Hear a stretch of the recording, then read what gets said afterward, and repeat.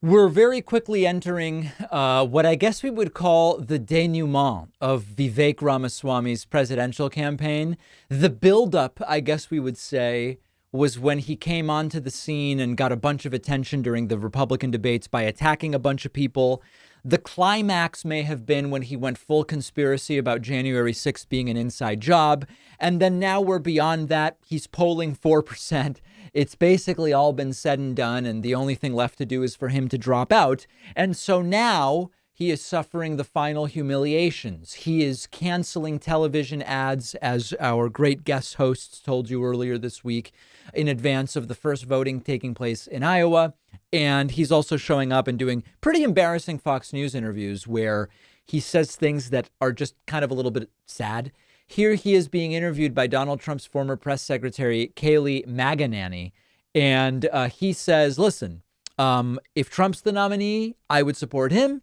And I expect that if I'm the nominee, he will support me, which is just so funny because Vivek says he's going to win Iowa, even though he's polling 4%, which is weird. Take a listen to this. President Trump, he reacted to the news that you were going to stop spending money on TV ads. He said this on Truth Social. He will, I am sure, endorse me, but Vivek is a good man and is not done yet. Is that something, I mean, I understand you don't have plan Bs. You said that. Is that something you would consider at the right moment, should it come to that? So not a plan B guy. Well, actually have been clear, what about? Kayleigh. By the way, it's funny how saying you're not running for second place or I have no plan B is considered an acceptable way not to answer questions. Like when RFK Jr. was asked about stuff, he says, I have no plan B, in terms of like, we'll if you don't get the nomination, if you don't get the Democratic nomination, when that's what RFK was doing, will you support Biden? He's like, I don't have any plan B. This is what it is. And people go, oh, OK. It's just another rhetorical trick that is acceptable this year to not answer a question. But that's all it is. Vice President. I've been clear. Look, if Trump is the nominee, he has my full support and backing all the way, just as I expect his if I'm the nominee. I actually think we're going to deliver a major surprise in Iowa. I'm talking to President. I wonder what that surprise will be. Now, I do think it's important to remind people, in general, in the 2024 Republican presidential nomination, we currently have Ramaswamy polling 4 and as low as 1 in some polls. Like in the latest Rasmussen Reports poll, Vivek is polling 1. Chris Christie's polling 9 in that one, so that's maybe a difficult to believe poll.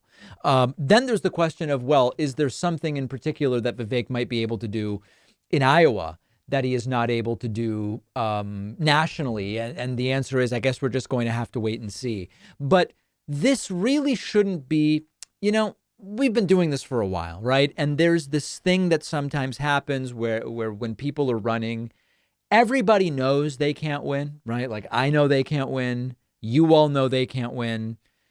I believe they also know they can't win. And there's certain things you're expected to say.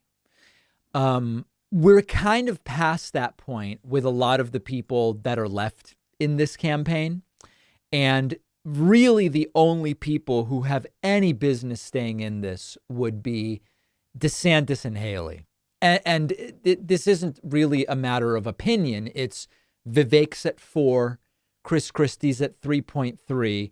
Somehow Hutchinson is still in the polling, and I guess he hasn't dropped out, or I thought he did. Who even knows? He's not even polling 1. It's Trump 63, DeSantis and Haley each have 11.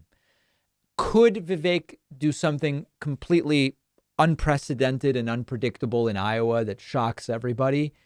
I guess. Let's actually look at the Iowa numbers. If you look at Iowa right now, you have Trump 51, DeSantis 19, Haley 16, and Vivek 6. When Vivek says we're going to do something unexpected, even if he were to double his support in Iowa and end up with 12 instead of 6, it's not really materially changing the dynamics of the race in any way whatsoever. So I don't know what he's talking about. He's kind of suffering the final humiliation here and doing the I'm going to pretend it's not over kind of tour. I do expect him to drop out pretty damn soon. By February 1st, I don't know, but probably soon thereafter.